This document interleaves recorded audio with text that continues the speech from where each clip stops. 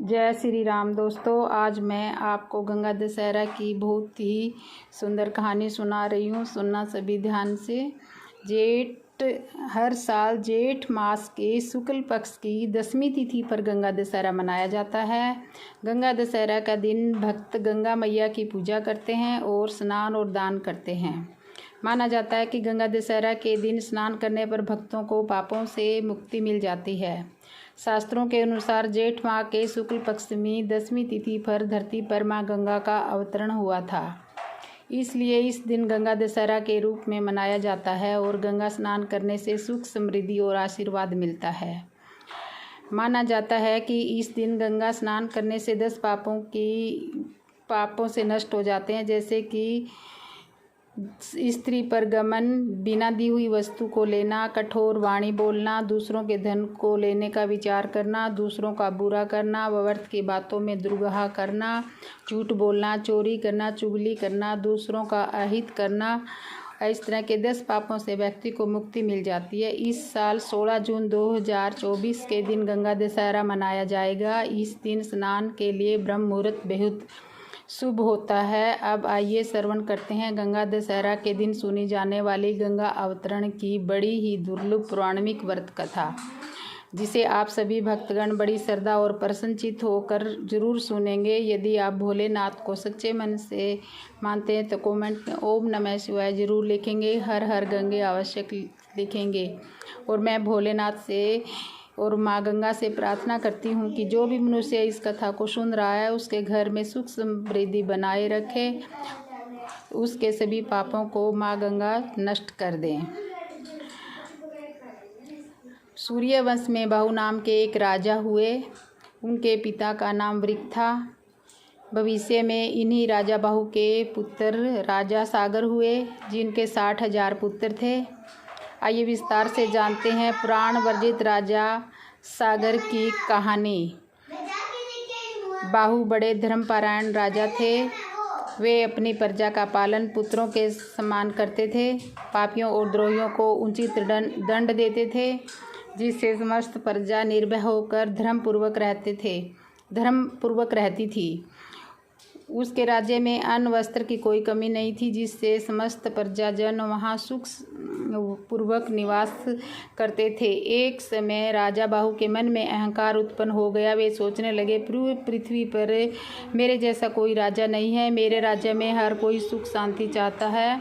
मैंने अपने सभी शत्रुओं को जीत लिया है। मुझे समस्त वेद और शास्त्रों का ज्ञान है। इस संसार में मुझसे बढ़कर दूसरा कोई नहीं है।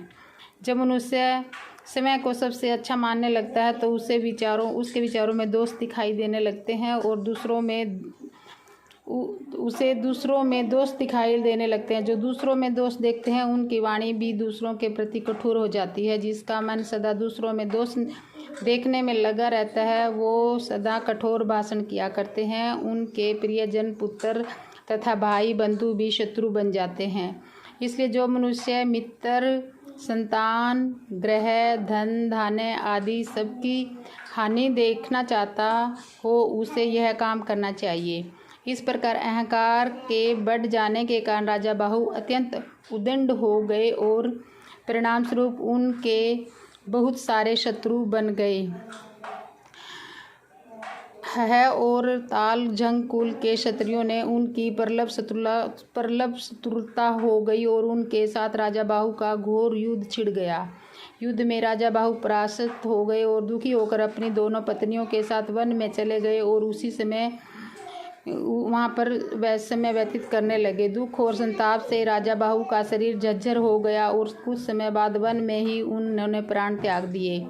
उस समय उनकी छोटी पत्नी गर्भवती थी। पति के गुजर जाने से उन्हें बहुत दुख हुआ और उन्हें पति के साथ ही चिता में जल मरने का निश्चय किया।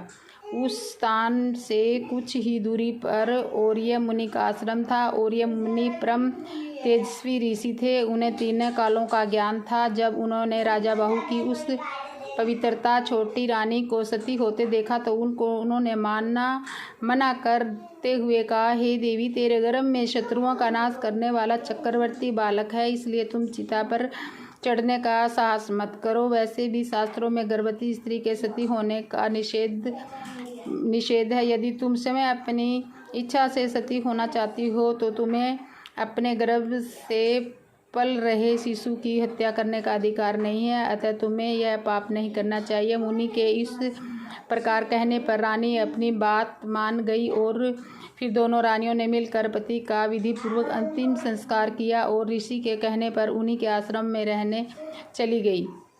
और यह मुनि के आश्रम में रहकर दोनों रानियां महर्षि के सेवा सत्कार में बहुत समय व्यतीत करने लगी। छोटी रानी अपने पूर्व के संस्कारों के कारण धर्म कर्म में विशेष रुचि लेती और मुनि के सुंदर प्रवचनों को अपने हृदय में धारण करके हमेशा परमेश्वर के ध्यान भजन में ही संलग्न रहती थी, जिससे बड़ी रानी के मन में उसके प्रति ईर्ष्या होने लगी। और एक दिन बड़ी रानी छोटी रानी को भोजन में जहर मिलाकर दे दिया, पर ईश्वर की कृपा से छोटी रानी पर उस जहर का कोई भी प्रभाव नहीं पड़ा और ना ही गर्भ में पल रहे शिशु पर। समय पाने पर छोटी रानी ने एक पुत्र को जन्म दिया और मुनि के गर्भ अर्थात विष के साथ उत्पन्न हुए उस बालक का नाम सागर रखा। माता ने बालक सागर बड़े प्रेम पूर्वक पालन पोषण किया। जब बालक सागर उस बड़ा हुआ तो और मुनि ने उसका यज्ञोपवीत संस्कार किया और उसे शास्त्रों का अध्ययन कराया, साथ ही अस्त्र शस्त्रों की शिक्षा भी दी। और मुनि से शिक्षा पाकर बालक सागर बलवान, बुद्धिमान और धर्मात्मा हो गई। एक दिन सागर ने अपनी माता से पिता के बारे में जानना चाहा।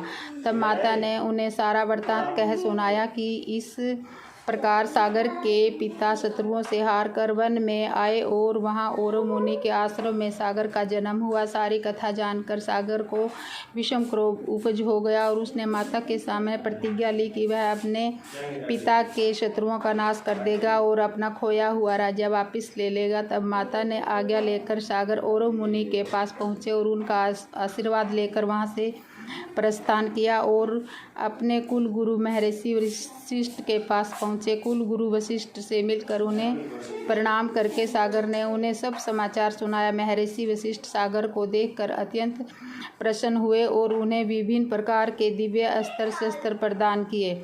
इस प्रकार सभी दिव्य अस्त्र शस्त्रों से सुशोभित होकर सागर कुल गुरु वशिष्ठ से आज्ञा लेकर अपने पिता के शत्रुओं से युद्ध करने चल पहुँचे। सूरवीर सागर से बहुत ही कम समय में अपने सभी शत्रुओं को पराजित कर दिया। तब शक्ययन तथा अन्य बहुत से राजा अपने प्राण बचाने वशिष्ठ मुनि के शरण में पहुँचे। वशिष्ठ मुनि की बात मानकर सागर ने उन राजाओं को प्राण दान दे दिया। ये देखकर वशिष्ठ मुनि सागर पर बहुत प्रसन्न हुए और अन्य तपस्वी मुनियों को साथ लेकर सागर का राज्य अभिषेक किया। उसके बाद राजा सागर और मुनि के आश्रम में गए। उनकी आज्ञा लेकर उनकी दोनों माताओं को अपने साथ राजमहल ले आए और सुखपूर्वक राज्य करने लगे। अयोध्या के राजा सागर की 2 पत्नियां हो गई। उन्होंने 2 विवाह किया। पहली का नाम केसनी तथा दूसरी का नाम सुमिति था।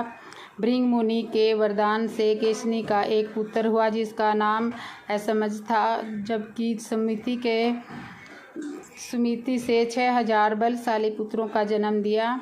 एक बार गोकर्ण तीर्थ में राजा सागर ने अश्वमेध यज्ञ का आयोजन किया। राजा इंद्र ने सोचा यदि राजा सागर ने अश्वमेध यज्ञ कर लिया तो शायद ये इंद्रासन पर भी कब्जा कर सकते हैं। इसलिए इंद्रदेव ने राजा के अश्न को चुरा लिया और अश्न की खोज में राजा सागर ने अपने 6000 पुत्रों को भेजा। इन पुत्रों ने 60 योजन भूमि खोद डाली, जिससे सागर अर्थात समुद्र की उत्पत्ति हुई।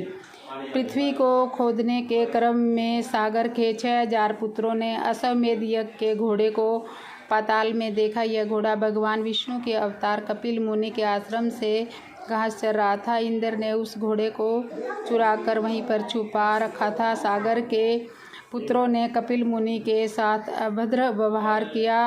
अब ध्यान मृग मुनि ने अपनी आंखें खोली और सागर के पुत्रों को अपने अहंकार से भस्म कर दिया। समय व्यतीत होने पर जब राजा सागर के 6000 पुत्र वापस नहीं आए तो राजा सागर ने अपने 6000 पुत्रों की खोज में अपने पुत्र असुमान को भेज दिया। असुमान ने जब अपने चाचा की राख देखी तो वे द्रवित हो गए। ब्रह्मा ने असुमान से कहा, देवी गंगा को आकाश से पृथ्वी पर उतारने का यत्न करो। यही सागर के 6000 पुत्रों को मुक्ति प्रदान करेगी। 1000 असुमान गंगा को आकाश से पृथ्वी पर लाने के लिए तपस्या नहीं कर सके। उन्होंने पुत्र राजा दिलीप ने भी प्रयास किया, लेकिन वह भी असफल रहे। राजा दिलीप के पुत्र राजा भागीरथ ने गंगा को पृथ्वी पर उतारने के लिए कठोर तपस्या की।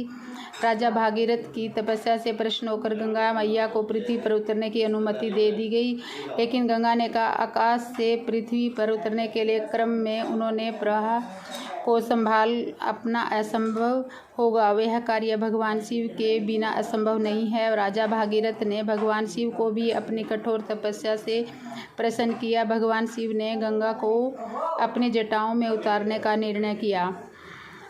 जब गंगा आकाश से शिवजी की जटाओं में उतरने लगी तो उनके प्रभाव को देखकर शिवजी ने उन्हें अपनी जटाओं में कैद कर लिया। राजा भागीरथ द्वारा भगवान शिव की एक बार भी पूजा करने के बाद भगवान शिव ने गंगा को बिंदु सरोवर के पास अपने जटाओं से निकालकर बिंदु सरोवर से गंगा की 7 धाराएं निकाली। गंगा की जो 3 धाराएं पूर्व की ओर निकली उनका नाम जानवी, पावनी और नलिनी पड़ा। नलिनी नदी को ही आज हम ब्रह्मपुत्र नदी के नाम से जानते हैं। पश्चिम दिशा की ओर जो गंगा की 3 अन्य धाराएं निकली जिनका नाम सुचु, सीता और सिंधु पड़ा। दक्षिण दिशा की ओर जो स्वयं गंगा राजा भागीरथ के पीछे पीछे चली। मार्ग में गंगा के प्रभाव को देखकर तपस्वी महामुनि जहांगीर क्रोधित हो गए। उन्होंने, क्योंकि वे तपस्या कर रहे थे, गंगा के प्रभाव से उनकी तपस्या में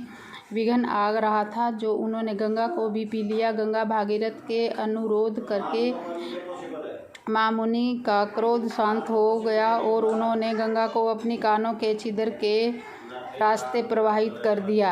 इसी वजह से गंगा का नाम जानवी भी पड़ा। राजा भागीरथ के पीछे पीछे गंगा समुद्र तक आई और इसके बाद पाताल में प्रवेश कर गई। गंगा पाताल में राजा सागर के 6000 पुत्रों की राख को गंगा ने स्पर्श किया।